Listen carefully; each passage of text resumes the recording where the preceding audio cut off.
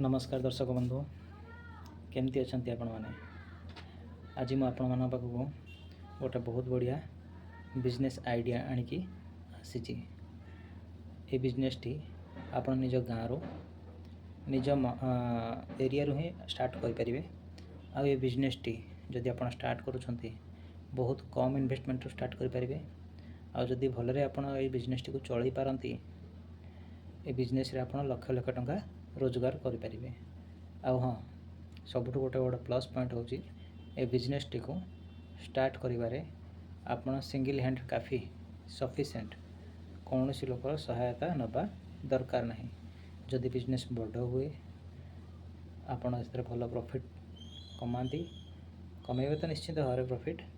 जदि बिजनेस बड़ हुए आप निजे चाहती बड़ करने ताहले सेकेंड हैंड दरकार पड़ पारे आउ जड़े लोकर दरकार पड़ पारे ना आप निजे ही सिंगल हैंड ये बिजनेस को चल पारे। आ बिजनेस मध्यम आप लक्ष लक्ष टंका रोजगार करें निज गाँव निज महलार। ठीक अच्छे तो बिजनेस टी कौन मुझे डिटेल कहि कहवा पूर्व फ्रेंड्स मोर गोटे अनुरोध वीडियो टी को प्लीज लाइक शेयर एवं सब्सक्राइब निश्चिंत भाव में करेंगे।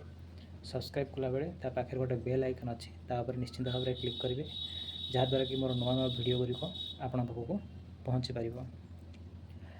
आ फ्रेंड्स गोटे रिक्वेस्ट वीडियो को जिते पारे से शेयर करेंगे। शेयर कले ये वीडियोटी बहुत लोक पारे पहुँचब। जेकोसी व्यक्ति निजर जॉब छाड़ी गोटे निजर बिजनेस छोटकाटे बेपार आरंभ करने चाहूँगी से आरंभ करें निजे निजे फाइनेंशियली फ्रीडम पाई पारे। ठीक अच्छे तो फ्रेंड्स मु लेट न करी वीडियोटी आरंभ करुँची। तो फ्रेंड्स मु आज कथा हाँक जाऊँगी कि बिजनेस आइडिया विषय कहूँ जाऊँगी से बिजनेस टी हूँ माछ व्यवसाय किंबा मांस व्यवसाय से चिकेन हो बा मटन हो। ओडिशा रे आपण माने जानिछंती ओडिशा रे आमिष खाद्य उपरे केते डिपेंडेंसी रहुची। प्रत्येक घरे लोक आमिष खाऊछंती।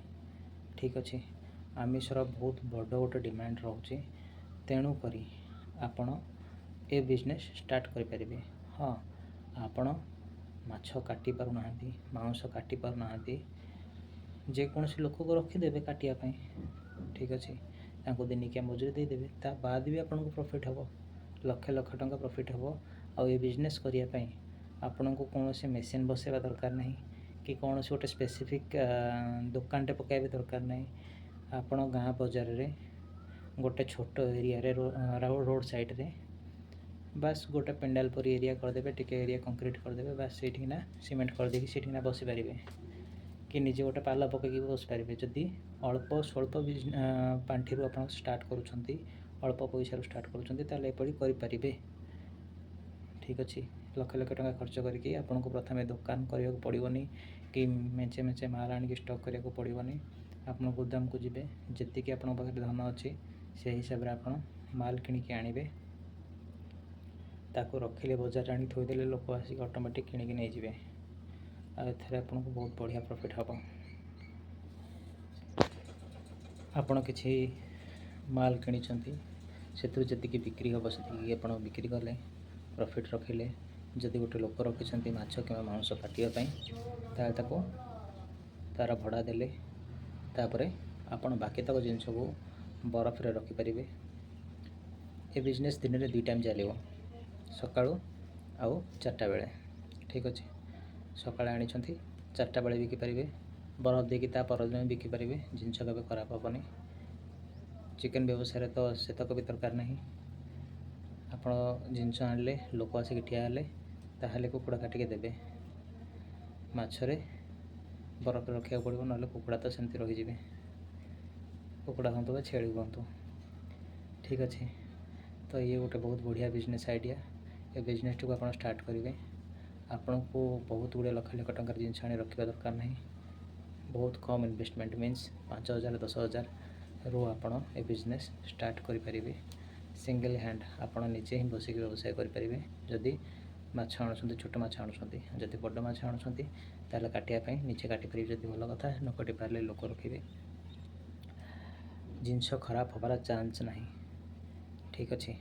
ଏଇଭଳି ଆପଣ ବିଜନେସ୍ ଷ୍ଟାର୍ଟ କରିକି ଲକ୍ଷ ଲକ୍ଷ ଟଙ୍କା ରୋଜଗାର କରିପାରିବେ ନିଜ ଗାଁରେ ବସିକି।